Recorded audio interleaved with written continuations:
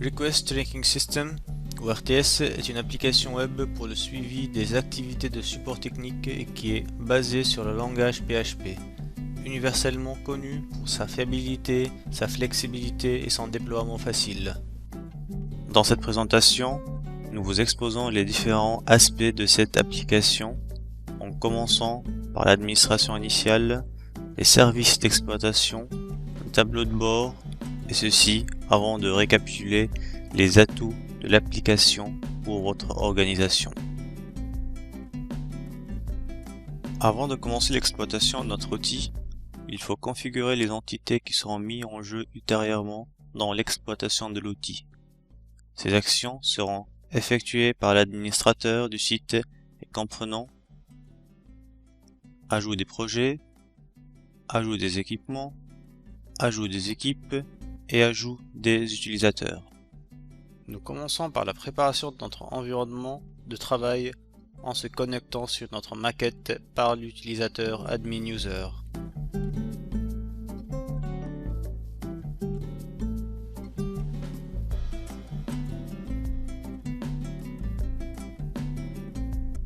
L'admin user commence par définir des projets. Nous supposons que nous en avons deux, HLR et STP.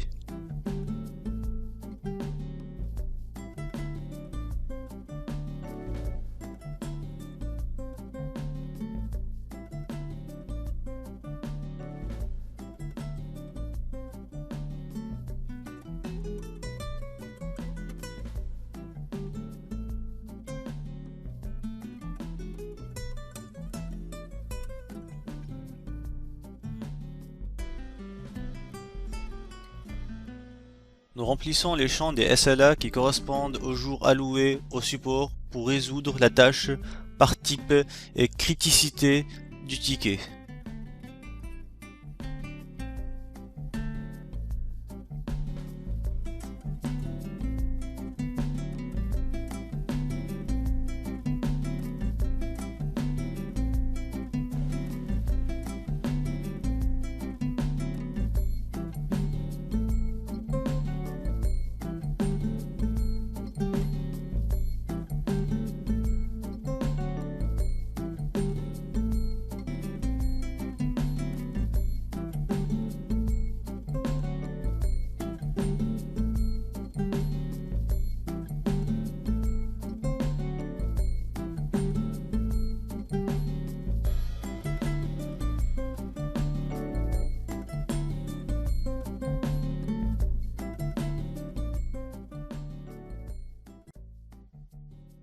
Nous créons ensuite les équipements qui forment chacun des projets.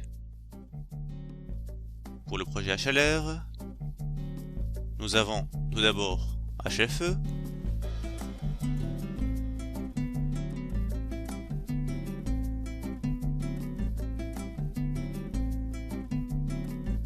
ensuite BGD, puis FED et enfin BE.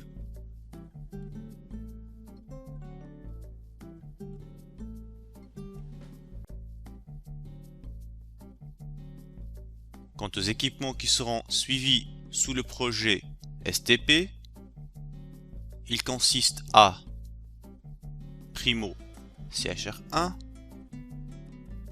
secondo CHR2, tertio MB1 et finalement MB2.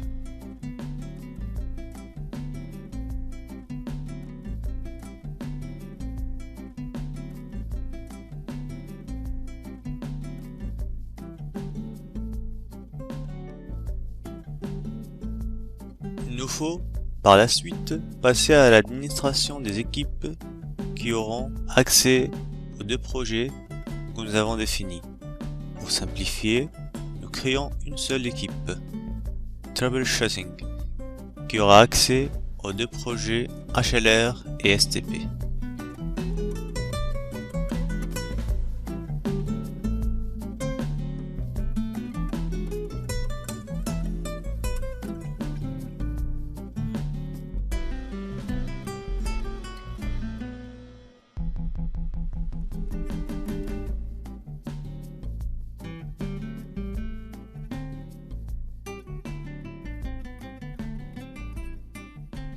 nous créons enfin les utilisateurs membres de l'équipe Troubleshooting.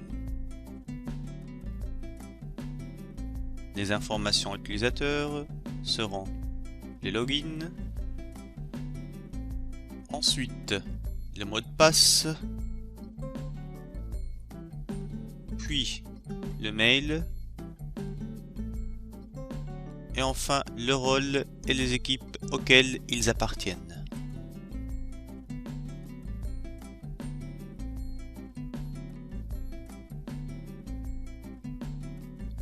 Dans notre cas, Inès sera celle qui va créer des tickets. Elle aura donc le rôle client, mais comme Inès pourra assigner la requête à un membre spécifique de l'équipe, elle aura également le rôle support.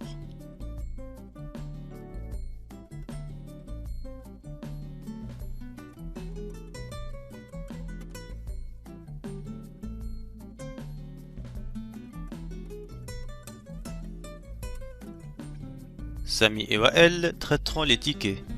Ils ont le rôle de support.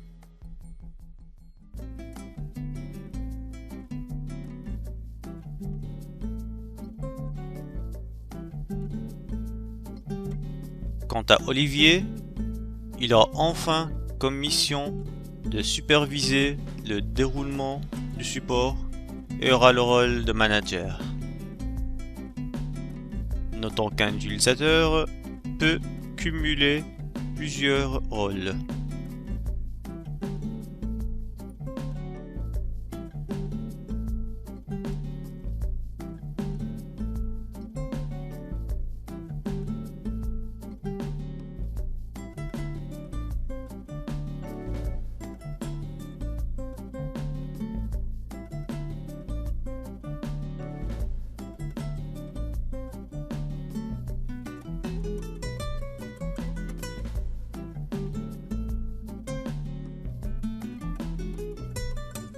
Nous sommes maintenant prêts pour mettre en production notre application.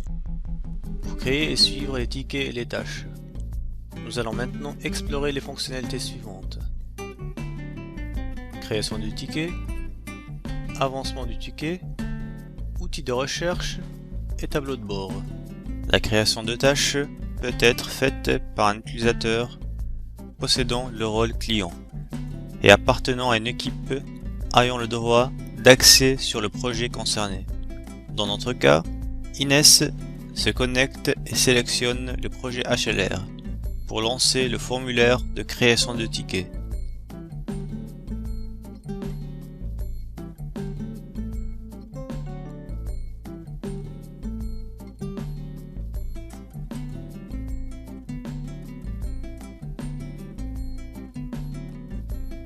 Un ticket possède un titre, un descriptif et un ensemble d'attributs comme le type du ticket ou la criticité. Il est possible d'y attacher un ou plusieurs fichiers. Inès a la possibilité d'assigner le ticket à une personne spécifique, admettant que c'est Samy.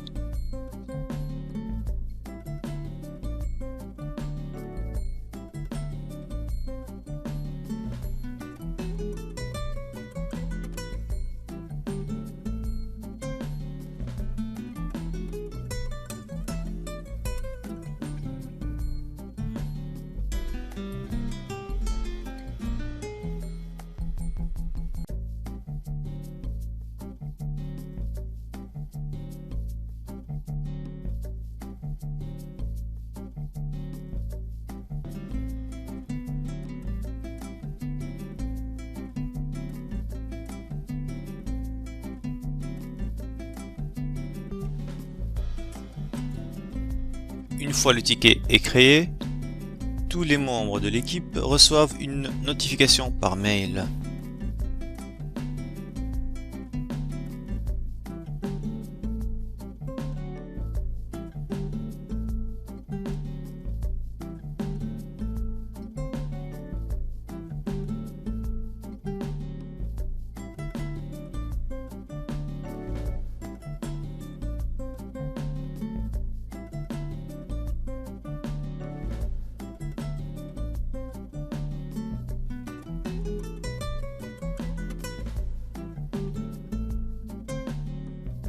Nous allons ouvrir une parenthèse sur les états possibles d'un ticket.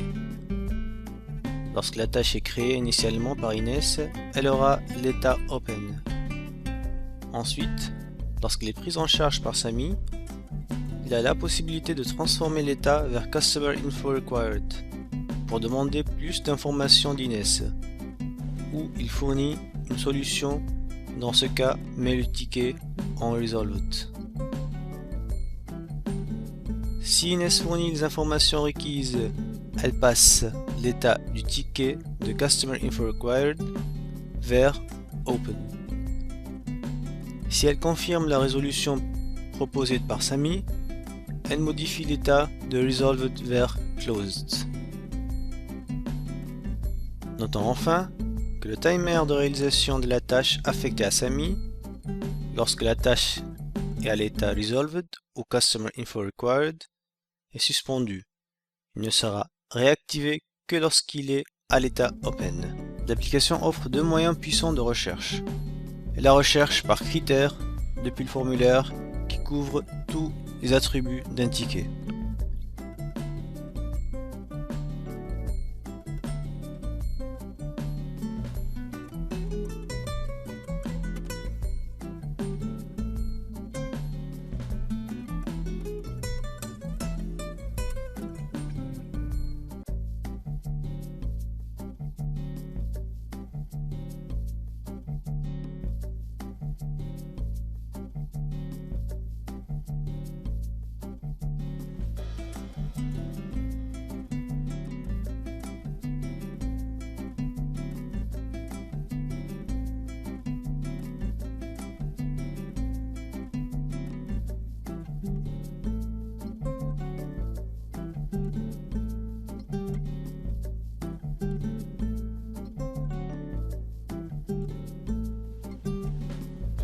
Le second moyen, par mots-clés, en recherchant terme dans le titre, l'objet ou le commentaire d'un ticket.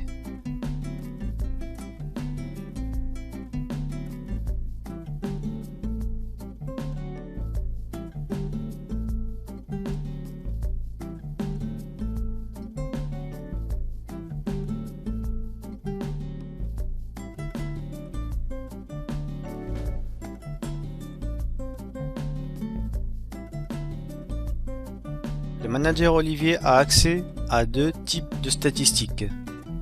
Il peut observer le nombre de tickets par projet et par état et retrouver grâce à la recherche multicritère les détails des chiffres présentés. Une autre statistique aussi pertinente est le nombre de tickets pris en charge par ingénieur par période. Ce tableau indique le nombre de tickets ouverts contre ceux résolus par l'ingénieur en question. Au terme de cette présentation qui a exploré les diverses fonctionnalités de l'application web RTS, depuis l'administration initiale, à l'observation des statistiques en passant par la création du ticket et les techniques de recherche, nous pouvons admettre les atouts d'un tel outil et notamment la facilité de déploiement. Un PC sous Pentium 4 accessible sur intranet est largement suffisant.